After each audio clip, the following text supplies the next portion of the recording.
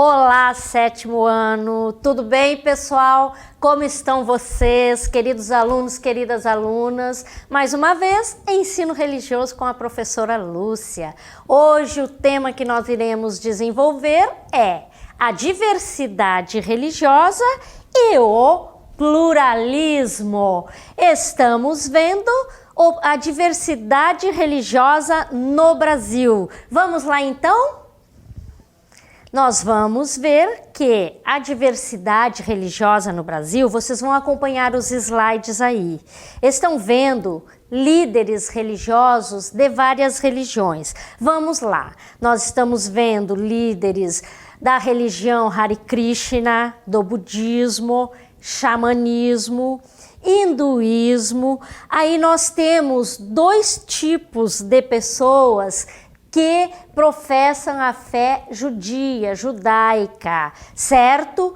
Um rabino e um adepto do judaísmo que acompanha, que professa a fé judaica. Vamos adiante então. Nesses slides aí, vocês vão perceber inúmeras pessoas de religiões diferenciadas. E detalhe, todas essas religiões temos aqui no Brasil. Vejam bem aí, nós temos uma irmã religiosa, um sheik islâmico, temos alguém de uma religião indiana, temos também ali alguém das religiões orientais japonesas, do Japão ou da China, certo? Vejam bem, todas essas religiões que está passando aí no slide para vocês são exemplos de líderes religiosos, de religiões que nós temos aqui no Brasil, que pessoas professam aqui no Brasil. E agora nós vamos ver a diversidade religiosa no Brasil, item por item. Vamos lá então. A diversidade religiosa no Brasil, ela, pessoal, é bem diversificada.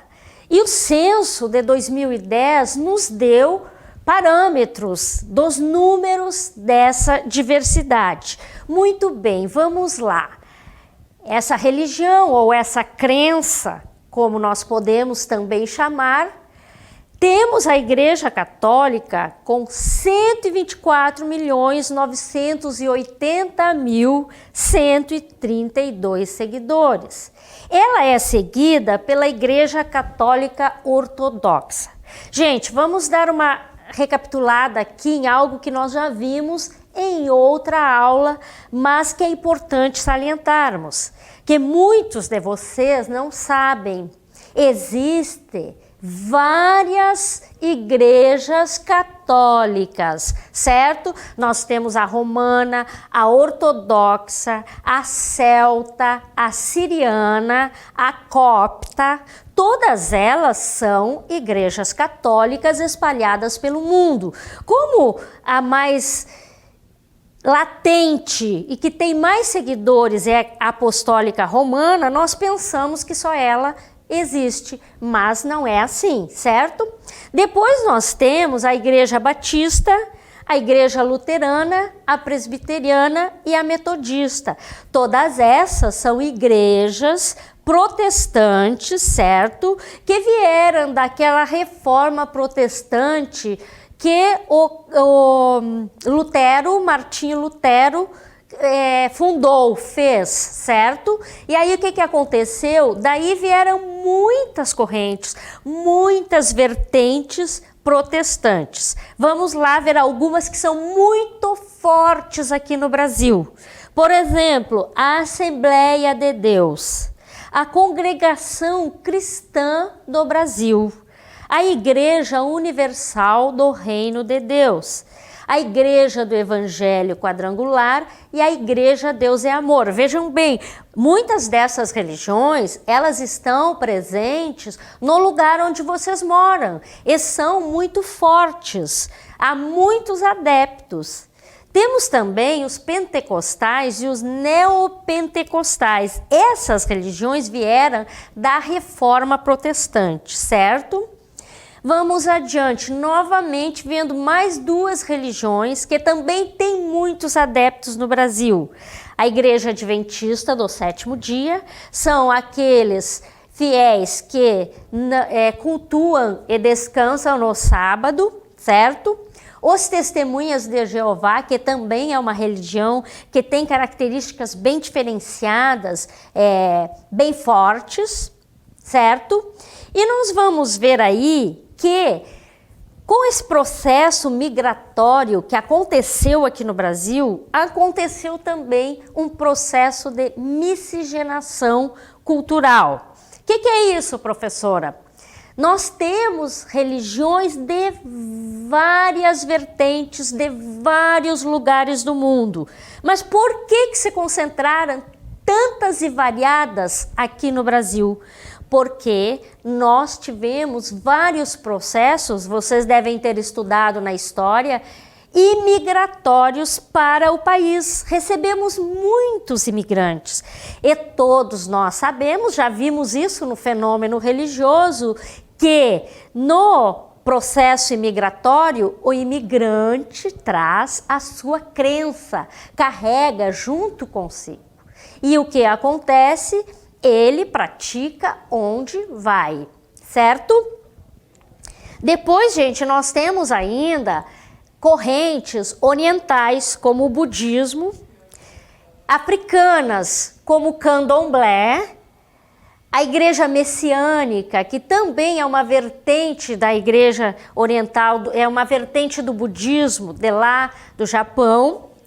O judaísmo, vocês já conhecem, sabem que é a religião matriz, a religião mãe, a religião mais antiga das oficiais.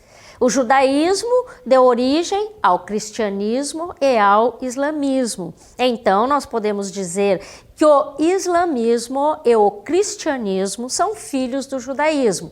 Guardem isso, que mais adiante nós iremos aprofundar. Tradições esotéricas, nós temos muitas correntes esotéricas no Brasil, podemos dizer a Wicca, algumas budistas, algumas vertentes que vieram do budismo, do shintoísmo, certo? Temos o islamismo, que eu já falei para vocês, que é filha do judaísmo, e temos também, gente, ela é muito velada, devido ao processo de extermínio do povo indígena, a religião indígena, que é a religião xamânica. Essa religião, ela não aparece nas estatísticas quase. Por quê, professora? Porque ela quase desapareceu. Ela só não desapareceu pela resistência histórica, pela sobrevivência e pela luta para preservar suas raízes do povo indígena.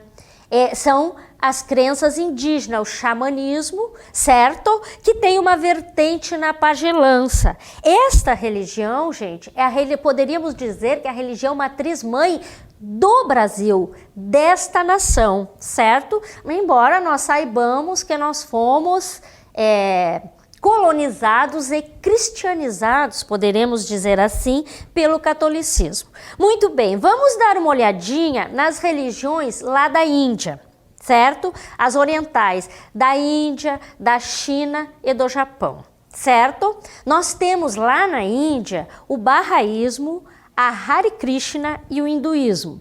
Essas religiões, pessoal, são religiões politeístas, ok? Lembram quando nós estudamos que as religiões politeístas são aquelas que adoram vários deuses. Depois nós temos o hinduísmo, o taoísmo, o Tao, o Yin e o Yang, certo? O shintoísmo, e temos também uma vertente que veio do budismo do Japão, que é considerada também uma filosofia. Aqui no Brasil tem muitos seguidores, a Seishonoe, certo? Aqui em Manaus vocês devem conhecer, e há alguns lugares do interior que têm sedes da Seishonoe. Existem também, pessoal, outras religiões que Tem outras denominações que não, pelo número de adeptos, não entraram, certo? Nas estatísticas. Mas o que acontece aí? Nós vamos ver que pelo censo do IBGE de 2010, essas religiões, elas existem, mas não estão com um número suficiente de adeptos e são inúmeras denominações que não foi especificada, certo? Muito bem, vamos ver pelo número de fiéis as religiões no Brasil, nesta imensa diversidade. Olha que coisa bonita, um país, uma nação maravilhosa como a nossa, com várias crenças. Bom seria se todos nós convivêssemos pacificamente, respeitando o outro na sua crença. Vamos lá então, a Católica Apostólica Romana, nós temos 64,6. As evangélicas, 22 em segundo lugar, ponto 2. Vocês podem dizer, professora, a católica é a maior. Gente, nós não podemos fugir disto porque nós fomos colonizados e por muitos anos a nossa nação teve como religião oficial a Igreja Católica.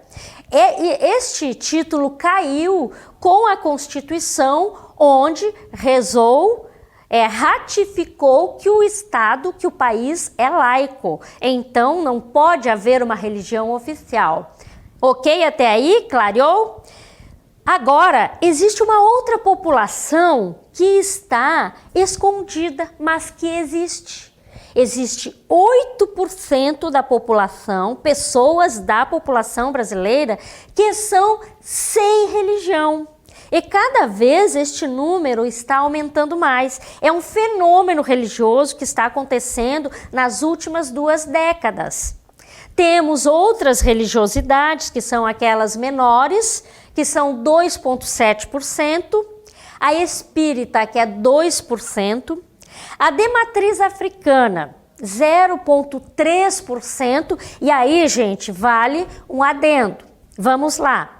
Por que na estatística as igrejas de vertentes africanas, elas aparecem com tão poucos seguidores? Será que é realidade isso? Há antropólogos e cientistas sociais e cientistas da religião que dizem que este número não é fidedigno. Mas por que, professora?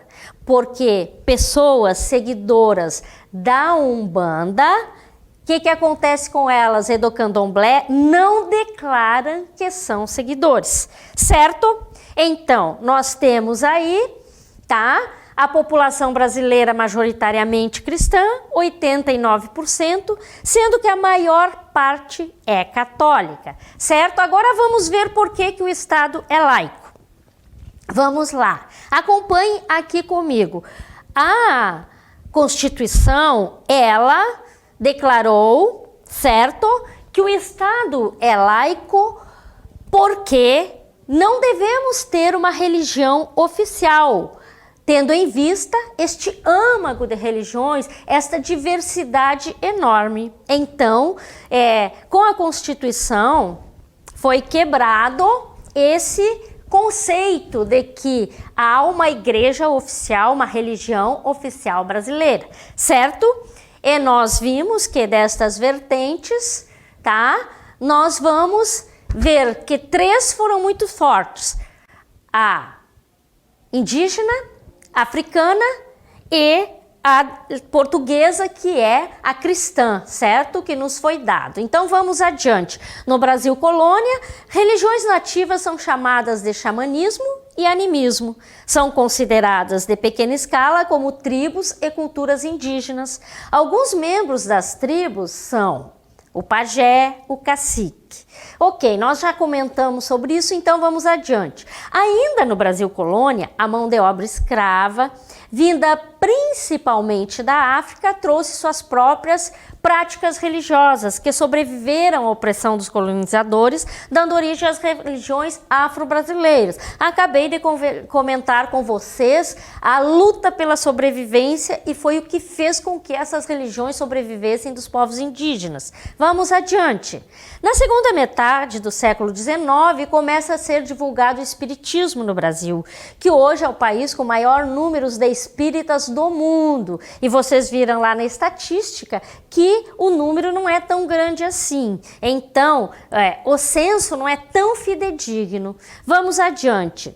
A diversidade religiosa no Brasil e os protestantes.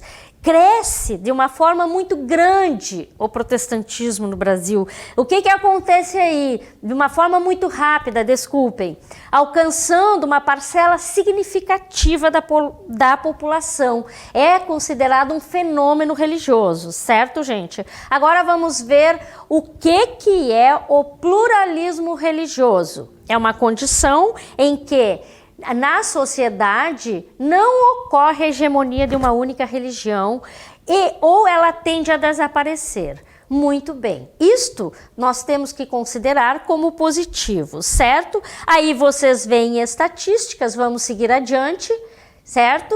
Pode ser considerado uma consequência da democratização das sociedades, que considera que todos os sujeitos são legitimamente religiosos. Então, o que acontece aí? O sincretismo acontece porque as pessoas têm liberdade de escolha. Vamos lá então ainda no pluralismo religioso. As sociedades democráticas reconhecem o direito à diferença dos indivíduos e grupos sociais. Vocês estão vendo aí pessoas neste mural de inúmeras religiões, porque nós estamos, graças a Deus, ainda numa sociedade democrática. E numa sociedade democrática, pessoal, o Estado, a lei, a Constituição, ela nos garante a escolha. Então, este pluralismo está assegurado. E vejam bem, se alguém desrespeitar a escolha do outro, gente, há penalidades na forma da lei, certo? Não nos enganemos. Vamos adiante. Nessas sociedades, os grupos religiosos são chamados ao reconhecimento e à convivência entre as diferentes denominações. Quantas vezes nós vimos nas notícias santos serem quebrados, terreiras de umbanda serem incendiadas? Nós vemos muita intolerância religiosa diante de todo esse pluralismo religioso. Vamos lá adiante. Qual é a solução para isso? O diálogo interreligioso, que vem como uma necessidade, como um desafio. Por quê, professora? Porque o fundamentalismo religioso, vamos adiante, certo? É um obstáculo para esta convivência. Enquanto nós tivermos um fundamentalismo religioso acirrado, nós estamos mostrando que ainda somos um povo ignorante, que ainda somos um povo que não avançamos culturalmente, espiritualmente. Isso é muito sério. A crença, pessoal, a escolha da crença de alguém é sagrado. Nós temos que respeitar. Então vejam bem, nosso tempo é marcado pela diversidade religiosa, manifestando a multiplicidade de ideias e pensamentos entre os seres humanos. Se há múltiplas formas de pensar, se nós podemos conviver, por que não promover essa convivência sadia? Adiante, onde houver liberdade de expressão, liberdade religiosa, haverá pluralismo religioso. Muito bem, olhem aqui para mim e vamos ponderar para terminar e irmos para a nossa EDLI. Pessoal, esperamos que essa liberdade de expressão, que tanto estamos falando aqui, que incide neste pluralismo religioso, ela seja uma realidade entre nós. E uma realidade aí onde vocês estão, começando por cada um de vocês, ok? Vamos para a nossa DLI agora?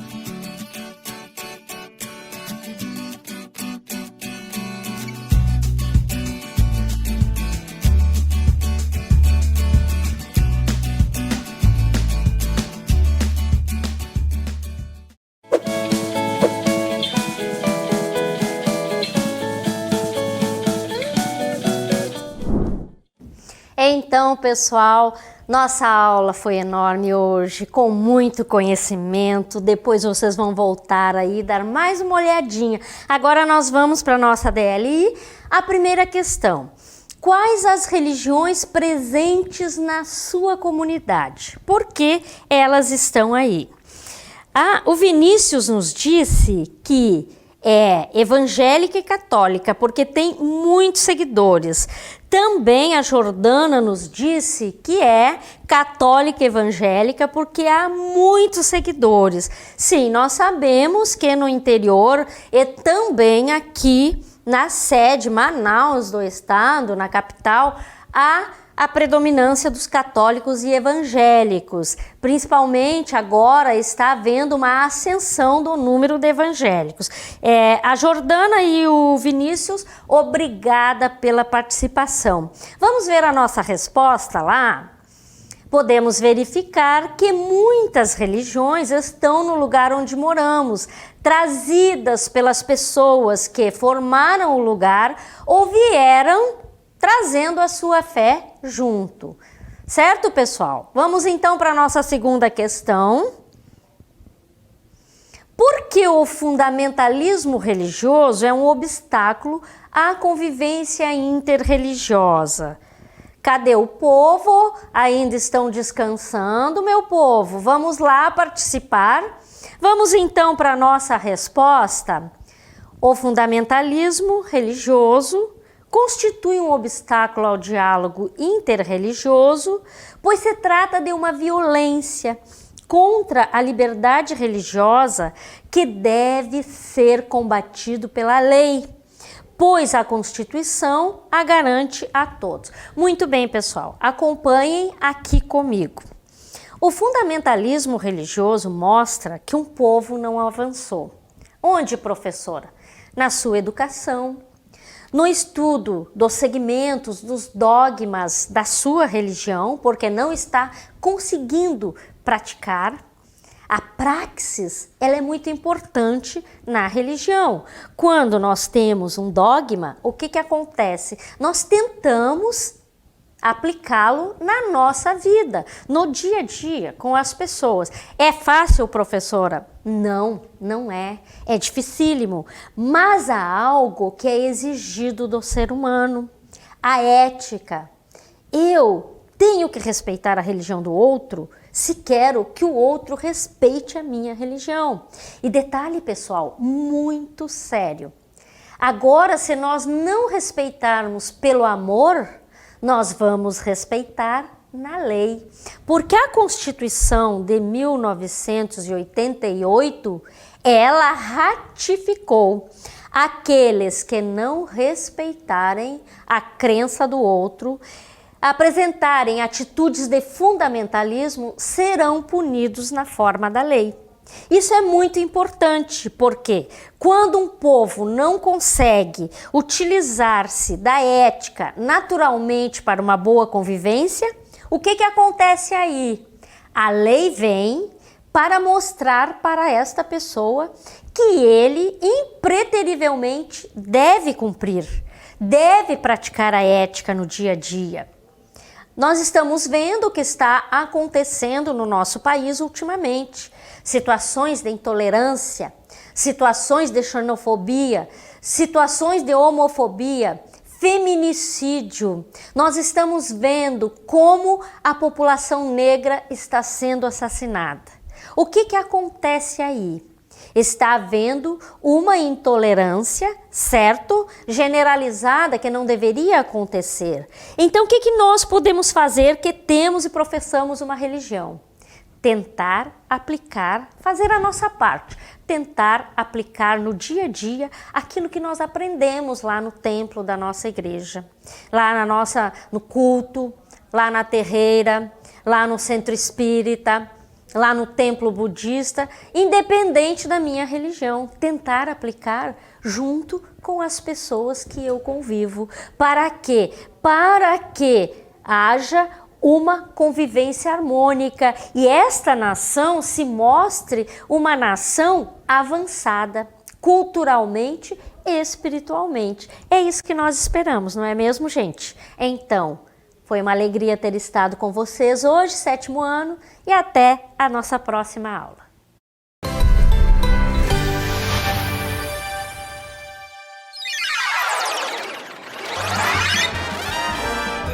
A sua aula continua no próximo vídeo.